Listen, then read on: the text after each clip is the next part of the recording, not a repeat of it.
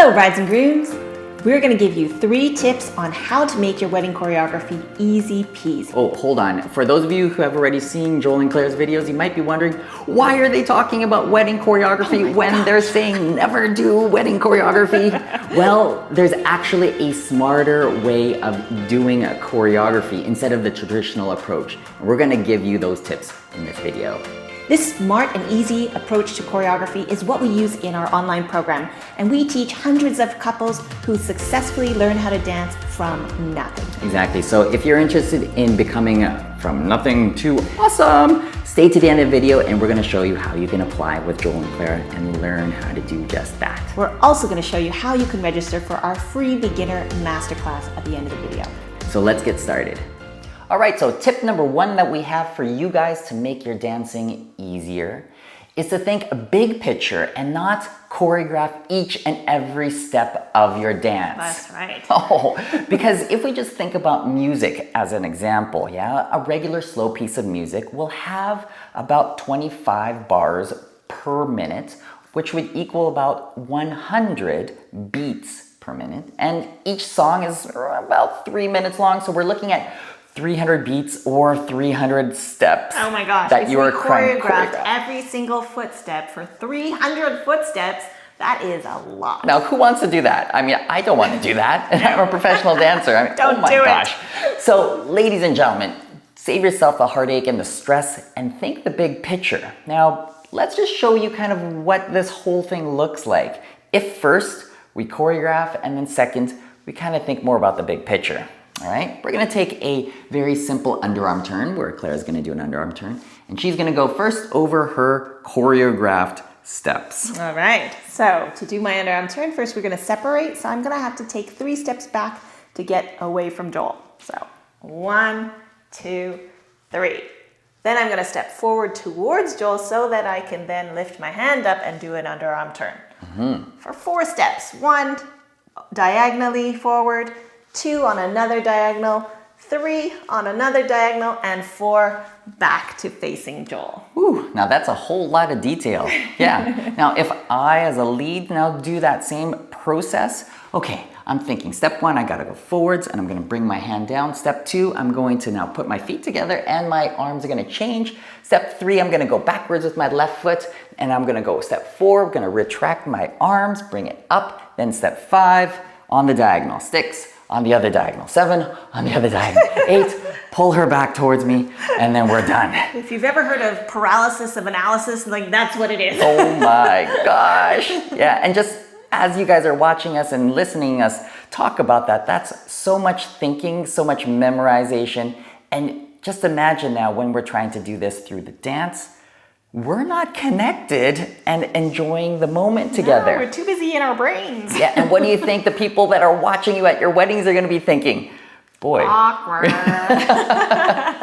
So, let's now take it as a big picture idea. And this is what we're suggesting that you do when you are approaching your dancing. Okay? Here, my idea is to get Clara a little bit away from me and then lead her into an underarm turn. Not worrying about all of the different little minutiae or the little microscopic ideas. So here she goes out. I'm now going to pull her through with the underarm and then get her back together nice and safe. Yeah, and while I'm doing the turn, I'm not worried about what direction I need to be in on every single step. And if I take a few extra steps or less steps, whatever, it doesn't matter as long as I complete the turn very nicely, easily, and naturally. Exactly, because when we're thinking about dancing, whether it's the feeling between us, or even when we're doing it in front of an audience like you might be at your wedding, the whole idea is not what are the steps and what are they doing, it's more about the feeling and the idea, the big idea. That's right, so the choreography doesn't necessarily have to be for each footstep, but the choreography is actually the underarm turn. Exactly. One analogy that we always like to use is when you're putting together a speech. So you might be planning a speech for your wedding, whether it's a thank you speech or a toast to the bride or the groom or whomever it may be. A lot of the times people will print out and read out their speech, right? And well, it's on a piece of paper, it's much easier. But imagine if you didn't want to use that piece of paper. Would you still try to memorize that whole speech word by word? And when you're reading off a speech word by word, it doesn't come across as being natural.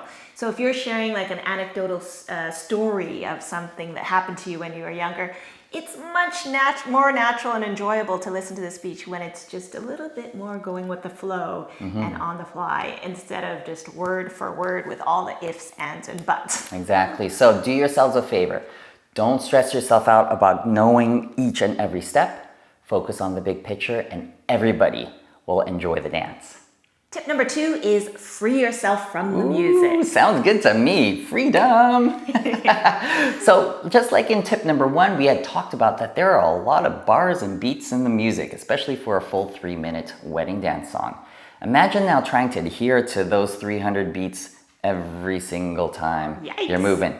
That's a lot of pressure, people. Is that something you guys want to do? No. Yeah, I don't think so. Yeah. Now, of course, you might be wondering, well, we want to be on time. We still want to be musical. And we'll kind of have a little compromise with you guys and say during your home base, because it is more simple and you guys are more together, sure, aspire to be more on time with the music. But when you're doing open stuff, whether it's underarm turns, spins, passes, dips, all that sort of stuff, free yourself from the music, people, and allow the macro to happen and not the micro with the music. That's right. We're going to show you that simple separation and underarm turn again, but making sure that our feet are on every single count.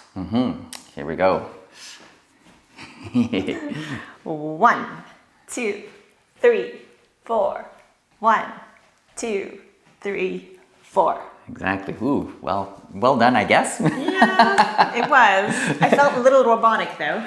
Definitely. And also imagine now doing that over and over and over and just thinking about the music for every single step. Just like we talked about in tip number 1, boy, we're gonna be out of our bodies, in our heads. Brain. Yeah, For sure. and just thinking about the music, and we're not connecting again as a couple on the dance floor. Yeah. So let's do that again, and I'm gonna count, but I'm gonna try not to step on every single beat, which is a little challenging to count and not step on the beat, but I'm gonna do it.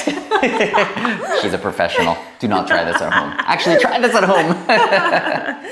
Here we go. 1, 2, 3, 4. 1, 2, 3, 4. Awesome. She did a good job. I did High five for Claire. Yeah. And one of the things that we want you guys to understand is, one, okay, all this dancing stuff is new to you, so give yourself the flexibility to be off script or off choreography. And the second thing is that there are so many little variables that can happen during your wedding dance that could alter what you're doing. Yeah, like let's say the wedding dress gets in the way and you should probably slow it down a little. Or the heels. Maybe the lady was walking faster when you were practicing at home without heels, and then now when she's on 4-inch heels, she's going a little slower. Yeah. So these things do come into play and we do have to adjust for them. Yeah, and allow yourself the ability to adjust for those. If you have to be really stringent and really strict with your musicality, and Clara has to do 4 steps on the beat at this speed, boy, that's gonna put a lot of pressure on you guys. And again, if she's not able to execute, what happens then, guys?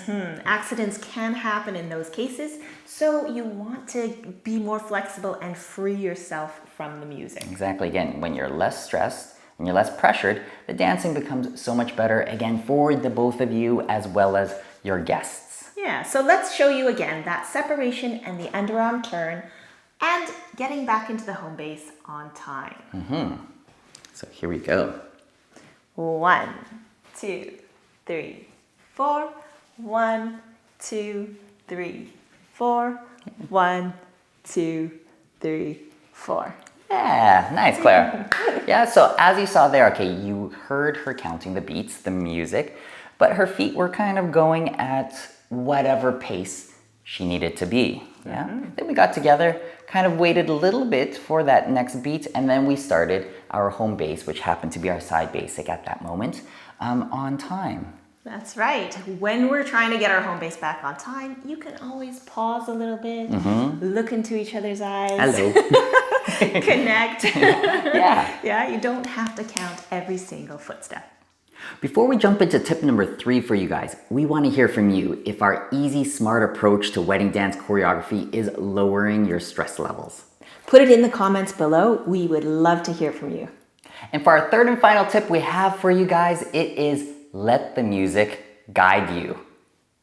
Oh, hold on, Joel and Clara. Tip 2 was release yourself from the music. Now what are you saying? Let the music guide you? We are such hypocrites. Oh my gosh. What we really mean is that the music has natural changes in it, and let that guide what you're gonna do when, instead of choreographing every single footstep to every single beat. Exactly. So we're getting back to, again, the traditional, hard, strict choreography and being a little bit more aware of what's happening with the music, yeah? So say for instance we have a bunch of different fun figures we want to do. We're not asking you guys to say on bar number 8 and then bar number 12 and then 17 and then oh my gosh, you're gonna be so in your head trying to we're memorize gonna all do these that. figures. Oh my gosh. And what happens if Clara thinks we're on the 17th and Joel thinks we're on the 16th? What in the world's gonna happen then? Yes, and definitely when mistakes happen, that's when you have no idea where you are and you might miss certain parts of your dance. Yeah, exactly, and it's gonna feel terrible and it's gonna look pretty darn awful because someone's going doing something, someone's doing another. And totally disconnected. Yeah, so instead of memorizing, we are going to listen to the music. So one tip that we have for you guys is listen for the changes between verses or between a verse and a chorus. These are wonderful changes in the music that beg for something to happen differently when you're dancing. It's a different idea, just like different sentences or phrases. You have one idea and then you're changing to the next idea. Yeah. It's the perfect opportunity to change up what you're doing. Exactly. So if I now demonstrate here with Clara, we are now dancing and we're thinking, okay, well, we've just finishing off the first verse. Okay, the second verse is about to start. Here it is, and zoom, we're going out.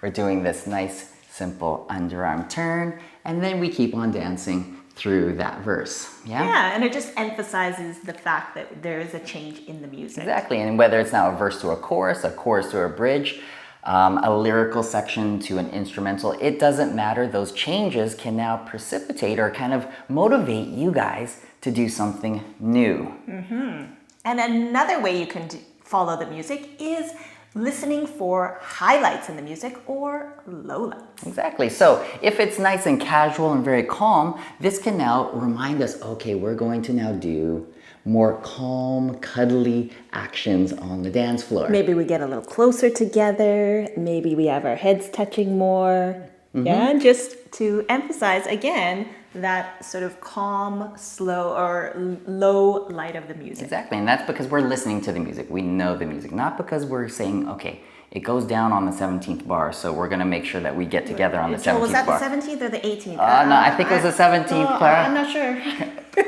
We don't want that for you guys. Don't get there, don't do that. Yeah, just listen for it and then respond to it naturally. Yeah, and if by any chance now we know that there's going to be a big crescendo, there's a big chorus that's happening, maybe this is where we're going to bring out more open stuff and bigger things that we want to do together, and that really now matches the music accordingly as well. Again, when there's a highlight in the music, it's nice when we separate and do something a little bigger than what we're doing for our home base pattern. Exactly. The whole idea with this idea of keeping things easy is for you guys to be flexible. Yeah, to understand what's happening between the two of you, whether it's now with the music as a guide and not being strict and being stressed about doing it perfectly, because honestly, there's not going to be a perfect way of doing it. Yeah. And that's right. And when we do it this way, in a flexible approach to the choreography, we're going to look more natural, be less stressed, and have way more fun. Do you find yourself still struggling with the idea of dancing at your wedding, but these tips are starting to resonate with you and you think that there's a light at the end of the tunnel? Well, we can help you.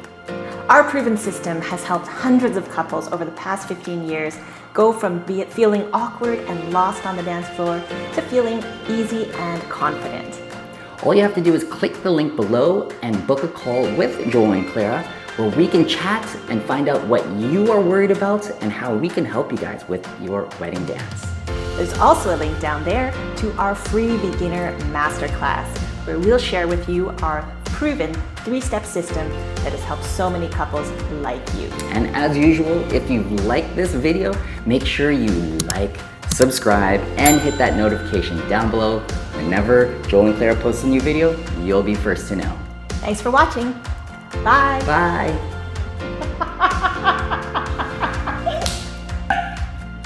I totally didn't even understand what you're talking about.